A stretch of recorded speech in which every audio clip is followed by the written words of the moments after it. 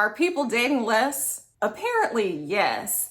And I'm going to share 3 reasons why I think, in addition to some research that I found, this is the case. Want to know what those are? Stick around.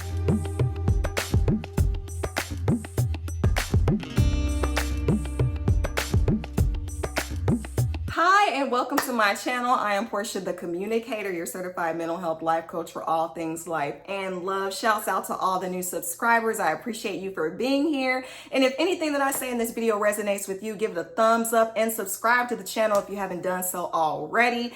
Would love to have you here in this thriving, engaging community that we are building. So to quickly dive in, why do I think that people are dating less? Well, let's start with reason number 1. It's the internet. I felt like this was the case before I even saw studies that confirmed my suspicions, but like seriously, it's the internet. Shouts out to Alexa Jackson, who asked this question and specifically wanted to know why things had changed over the last several decades. And when I think about things changing in the 90s up until now, that really was about the internet boom, the .com boom, and the rise of technology, especially in the area of communication. We are experiencing social isolation with the real world versus social media stimulation in cyberspace. That also includes text message communications. No one wants to pick up the phone and have a real, genuine conversation anymore. People aren't meeting in person like they used to because, as I've heard others say, back in the day, people would meet their partners by way of their friend groups, by way of their families, by way of their social circles. So you go to church, you find that nice person. Your parents introduce you to such and such who lives down the block, or whatever the case may be. Now, that's not really the case. People are meeting on dating apps or social media platforms, and the human connection that you would experience in dating has been replaced with scrolling past profile pictures if we don't like them. Never mind that it's a real human being who is multifaceted. So a lot of times people don't even give other people the chance or the time of day because everyone is judging a book off its cover. You don't even know that this person can really be a game changer for you in terms of romance, but because they're wearing something you don't like. I think the other part of that is the superficiality that has come with social media and dating apps. We become, I feel, less interested in who we are as people and more interested in the caricature or our avatars online, which I think also inhibits the dating experience for a lot of people. The other thing I want to mention about the internet boom, and this was something that I heard from another YouTuber, with the rise of the internet came access to porn and more of it, especially for the male collective. So back in the day when a man wanted to get his rocks off with a woman, he had to put in the work in terms of dating and courting and even marrying her to get access to those benefits.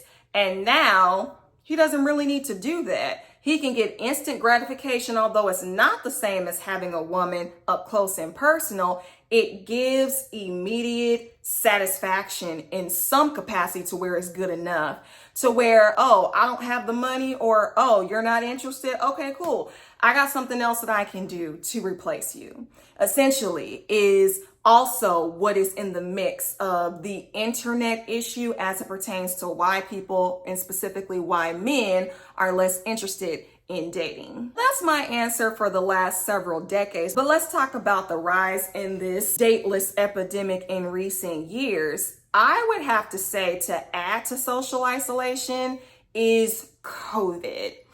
COVID did such a number on us in so many different ways. I don't think we truly understand the psychological effects that those years had on us as a human civilization. By default, we weren't going outside for mere survival.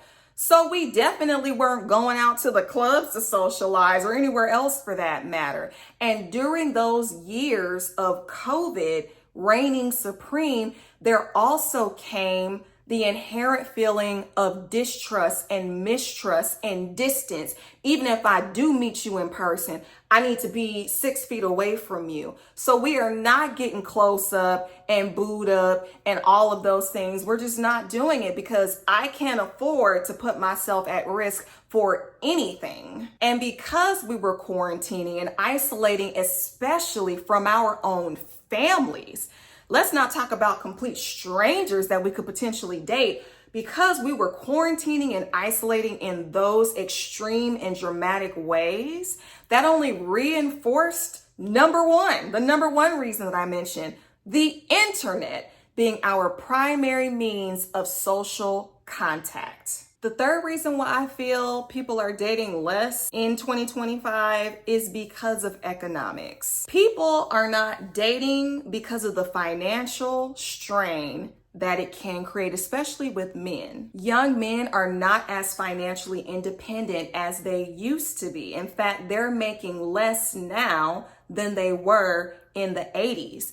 And according to Business Insider, young men are working less than they were in just the early 2000s. They either don't have the degree to qualify them for certain positions, or these corporations are offshoring jobs, so the opportunity isn't even there, but also the financial package and compensation isn't there either. So they aren't offering the salary that a lot of these men would need to sustain a woman or a wife and a family, let alone themselves. And the other thing with that in terms of economics is women don't exactly need men anymore to be financially stable. Women have gained their financial independence over the last several decades to where they don't need to necessarily engage in dating with a man for financial security. Nothing wrong with having a man to create financial security, but in recent times, women have not needed men in that way. Now, there are some changes that are happening in terms of what we're experiencing now. What's that song from the old school? It's cheaper to keep her. Some people may be forming relationships or maintaining them for the sake of the economy, but I don't know. You let me know what you think about that. Now, of course, I'm not telling all the reasons that people aren't dating in 2025 or haven't been in recent years, because I want to get your perspective on why you think people are dating less now in modern times. Drop it in the comments below and let me know what your suspicions are about this phenomenon and if there's anything that we can do about it. Also, if you are wondering how to get jump started in your relationship transformation, coming out of whatever loveless or toxic, dysfunctional relationship cycles you've been in, and you want to make that quantum leap into a life of love and partnership that you desire and deserve, I not only have free guides on my website, check the links in my description box, but I also have a one-on-one coaching program titled Rewire for Love, where you can go from point A to Z and it will change your life. You can book a free consultation with me so that we can discuss what that is going to look like for you. All right, well, that is all that I have. If anything that I said in this video resonated with you, give a thumbs up and subscribe to the channel if you haven't already, and share the video if you feel it's insightful and could be beneficial to somebody else. Until the next one, peace and blessings, and take care. Bye for now.